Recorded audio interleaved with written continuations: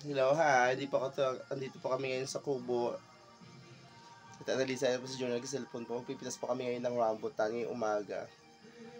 Kasi wala pa kami pambayad sa utang. Kasi utang kami ng gin kagabi.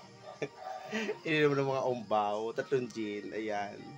Kakatapos lang po namin mag-iising. Ngayon kakain po ako. Yun oo, diba? Kape. Meron kami ulam, kambing. Binigay kami pahay kagabi. Yan ang aming lapangas ngayong umaga. Pero pakigusto yung ayaw kumain, Junard. Andito po yung ref namin. O yan. Andito po yung aming ref. Dito yung kambing. At saka yung binili ni Junard na na parang, ano yun? Parang, manok. Magnolia. San Mariano.